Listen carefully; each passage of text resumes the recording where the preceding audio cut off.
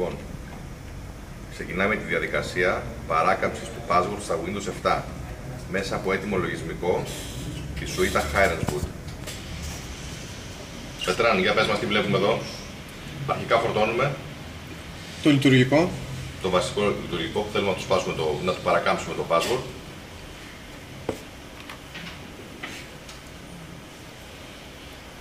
Αρχικά βάλε τον κανονικό κωδικό να δούμε ότι δουλεύει. Όμορφα. Και μετά βάλε έναν άλλον. Ποιο κωδικό είχε, ας υποθέσουμε τώρα. MSA. MSA.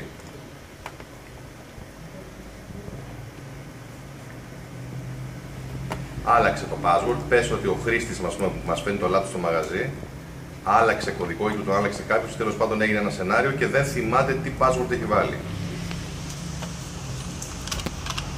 Βάλε κάτι που να μοιάζει με αυτό, αλλά να μην είναι το MSA.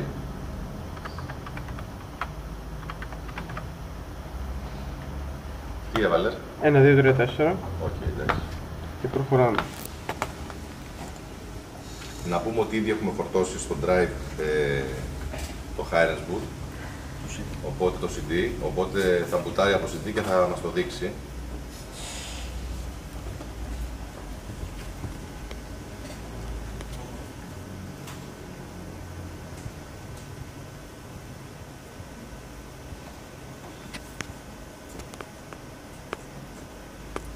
Να μας έλεγες εντάχει και αυτό πώς το κάνουμε να μπουτάρει από CD αν κάποιος δεν το ξέρει. Μην μας το δείξεις, πες προφορικά μας, γιατί μπορεί να είναι δύσκολο να το δείξεις στην οθόνη. Ή μπαίνοντας μέσα στο BIOS. Ωραία. Συνήθως στο BIOS μπαίνουμε με το Delete F2, ανάλογα. Και βάζοντας Facebook device το CD. Okay. Εδώ λοιπόν είμαστε στο αρχικό μενού του HirenSboot. Πολύ ωραία. Επιλέγουμε που θέλουμε, από ποιο λειτουργικό θέλουμε να... Παιδιά, φαίνεται ότι και στα Linux το σπάει, αλλά θέλω να δοκιμάσω αν το κάνει με την ίδια ευκολία. Θα δούμε πώς θα φορτώσουμε τώρα κάποιο Linuxάκι στο σκληρό. Μπαίνουμε Windows Mini. Μπαίνουμε Windows XP. Ωραία. Μπουτάρουμε. Όπως φαίνεται και στην οθόνη, φορτώνει μια mini έκδοση στο Windows XP σαν προσωρινό θάλαμο λειτουργικού συστήματος. Δεν σημαίνει ότι αυτό μπορεί να σπάει μόνο Windows XP. Απλά χρησιμοποιεί κάποιους βασικούς κανόνες, κάποια βασικά αρχεία του λειτουργικού.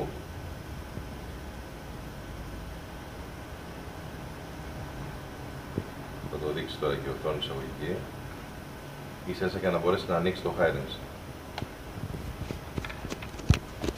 Να υπενθυμίσω ότι το HirenSboot, αν είναι ο δίσκος τελειωμένος, υπάρχει περίπτωση να μπορέσουμε να το παίξουμε backup.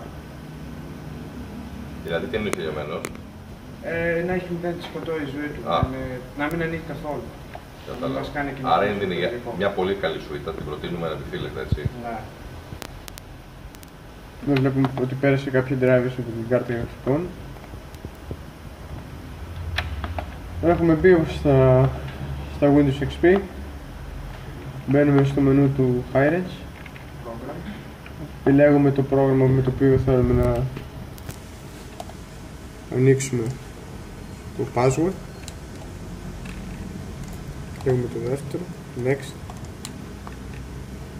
Επιλέγουμε το δίσκο που είναι το λειτουργικό. Να πούμε ότι εδώ απαιτείται να το έχουμε τσεκάρει από πριν που είναι φορτωμένα τα Windows. Γιατί θα πάει εκεί να ψάξει. Εδώ μας βγάζει το partition στην ουσία. Και να μην ψάχνει κάποιος το SE που συνήθως φορτώνει, δεν θα το δει ως SE μάλλον εδώ πέρα μέσα. Όχι, γιατί έχει φορτώσει βασικό λειτουργικό αυτό το mini XP, άρα δεν θα μπορέσει να το δει ως SE. Ωραία, τι διάλεξες τώρα εκεί? Επιλέγουμε τον administrator, τον οποίο θέλουμε για να σου κάνει built-in account. Αυτό σημαίνει να φτιάξει ένα λογαριασμό, ναι. Επιλέγουμε επόμενο. Τσεκάρουμε αν δεν είναι τσεκαρισμένο το clear this user's password. Πάμε save. Yes. Να πούμε ότι το built-in account σαν διαδικασία γενικά της Microsoft, το να σου επιτρέπει να κάνεις έναν διαχειριστή on demand εσύ, είναι καλό ναι μεν για να ξεμπλοκάρει κάποια πράγματα, αλλά το χρησιμοποιούν και διάφοροι για να χτυπήσουν σαν backdoor όπως κάνουμε εμείς τώρα, γιατί αυτό το λειτουργικό εκμεταλλεύεται αυτή τη δυνατότητα, έτσι. Αν δεν μας την έδινε τα Windows, δεν θα μπορούσαμε να χρησιμοποιήσουμε αυτό το πράγμα. Έχουμε τελειώσει σε θέμα irons. Κάνουμε μία επανεκκίνηση. Και αφήνουμε τον υπολογιστή να κάνει φωνητική κίνηση. Τώρα τι περιμένουμε, θα μας έχει άρα φτιάξει δεύτερο λογαριασμό, έτσι. Εδώ τώρα έχουμε first boot CD, οπότε μπήκαμε από boot menu και επιλέγουμε να μπουτάρει από το δίσκο. Το έχουμε μέσα το δικό. Να υπενθυμίζουμε ότι εδώ έχουμε 2 δίσκους σε αυτό το μηχάνημα. Γι' αυτό πατάμε και το F12 για να επιλέξουμε. Πολύ ωραία. Γιατί δεν ξέρουμε ποιον θα ξεκινήσει. Άρα κάνουμε disk checking.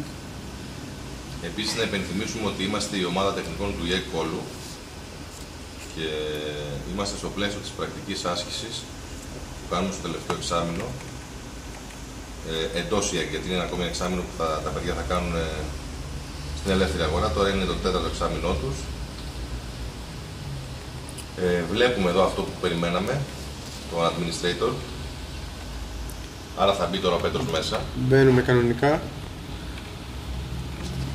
Βλέπουμε ότι είμαστε μέσα στο λειτουργικό. Άνοιξε κανονικά.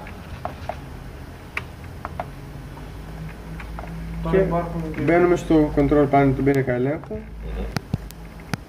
Πηγαίνουμε στη διαχείριση. Εδώ να προτείνουμε, Πέτρο, γενικά να μπει κάποιος κωδικός, γιατί συνήθως ο πελάτης που παίρνει είχε μάθει να πληκτρολογεί κάτι, απλά μπορεί κατά λάθος να το άλλαξε. Δηλαδή δεν θα ήταν καλό να το αφήσεις εδώ πέρα ως κενό και να του πεις μπες και φτιάξει ένα password, γιατί μάλλον δεν θα μπορέσει να το κάνει. Είναι καλό να του φτιάξεις τον κωδικό που νόμιζε ότι είχε που θυμόταν ξανά και να του πεις ναι, θα πληκτρολογήσει αυτό που έβαζες όντως. Γιατί είπαμε ότι, ξαναλέμε ότι όλη αυτή τη διαδικασία την κάνουμε στο σενάριο ότι κάποιος πελάτης μας έχει ξεχάσει τον κωδικό εισαγωγής. Όχι για άλλο λόγο. Γιατί συμβαίνει συχνά. Κάποιος θα έχει μπερδευτεί και να βάζει λάθος password και να μπορεί να μπει στα Windows. Εδώ βέβαια θα μπορούσαμε να κάνουμε και το remove. Αλλά βλέπουμε εδώ πέρα. Μπορείς να το κάνεις και αυτό. Το κάνουμε και αυτό. Μετά θα πρέπει ο χρήστης, αν θέλει, να μπορεί να ξέρει μόνος του ή να του πούμε πώς θα μπορείς να φτιάξει. Να αλλάξει κωδικό, να βάλει κωδικό. Αυτό είναι το remove του administrator, του user, έτσι. Το user είχε μέσα το κωδικό. Ναι, που είχε. Βάλε ένα κωδικό. Θα βάλουμε ένα κωδικό. Θα μπορούσαμε να βάλουμε κάποιο hint για να το θυμόμαστε. Ναι. Δεν θέλουμε αυτή τη στιγμή. Εμείς γενικά προτείνουμε την ύπαρξη κωδικού στα Windows, έτσι, γιατί όποιος και να είναι ο πελάτης, δηλαδή επειδή κάποιοι δεν θέλουν να ανοίγει κατευθείαν, θα ήταν καλό να τους λέμε τη σημασία που έχει ένα password. Δεν ξέρω αν συμφωνείτε όλοι. Ναι. Ακριβώς. Και έχουμε τελειώσει με το θέμα αλλαγή κωδικών. Και άσχετα που ο εξειδικευμένος τεχνικός μπορεί να βρει τρόπο να μπει μέσα και να το παρακάμψει, ένας απλός χρήστης δεύτερος που σου πάρει το λάπτοπ θα δυσκολευτεί να μπει μέσα αν του έχεις ένα κωδικό, οπότε αυτός είναι και ο σκοπός. Εδώ κάνουμε μία επανεκκίνηση. Και τώρα μας μένει απλά να διώξουμε το administrator account το οποίο δημιουργήσαμε αρχικά. Από το χέρι. Για να... Ναι. Στην ουσία λοιπόν αυτό χωρίζεται σε δύο στάδια. Φορτώνει ένα λειτουργικό ψιλοεικονικό, το Windows XP, αυτό το mini, για να φορτώσει τα αρχεία του Hirens Boot και μετά δημιουργεί έναν λογαριασμό built-in για λίγο για να μπορέσει να μπεις να πάρεις το παιχνίδι στα χέρια σου. Όλα αυτά στο τέλος φεύγουν και ο υπολογιστής είναι όπως ήταν. Εδώ ξαναμπούτάρουμε από το δίσκο. Το είπαμε πριν για ποιο λόγο. Με θύμισε εμάς, δεν υπάρχει δύο. Ναι, γιατί σε αυτό το μηχάνημα έχουμε 2 δίσκους. Πάρα πολύ ωραία. Και έχουμε ως first boot το CD, οπότε πρέπει να μπουτάρουμε για να μην ξαναμπούμε τα BIOS. Αρχικά, εδώ βλέπουμε ότι έχουμε τους 2 account. Θα μπούμε εδώ πέρα, θα βάλουμε τον κωδικό που αλλάξαμε. Να πούμε ότι πάντα στα Windows υπάρχει και ο κανονικός administrator που μπορείς να κάνεις run as administrator από οπουδήποτε από το account σου μέσα, ο οποίος δεν μπορεί να επηρεαστεί έτσι. Αυτός ήταν built-in account λογαριασμός, γι' αυτό και δεν τον χρειαζόμαστε. Και τώρα, πολύ απλά για να διαγράψουμε το προηγούμενο administrator που φτιάξαμε προσωρινά. Θα πεις γραμμή το LOL. Μπαίνουμε στη γραμμή εντολών, CMD. Γράφουμε net, user και το όνομα του account που θέλουμε να διαγράψουμε. Στην προκειμένη περίπτωση είναι το administrator. Αφήνουμε κενό. Active. Το κάτω τελεία. Κενό.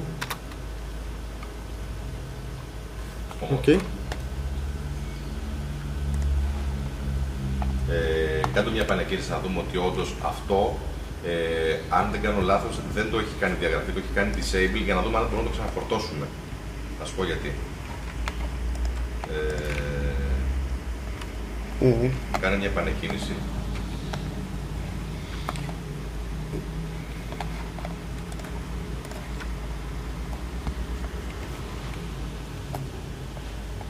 Θα ξαναμπούμε administrator.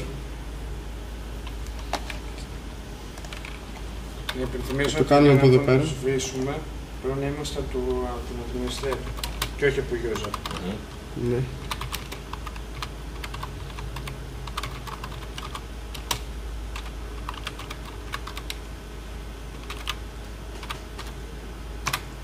Και βλέπουμε ότι μας λέει ότι the command successfully δεν έχει σβήσει. Κάνουμε μία επανεκκίνηση.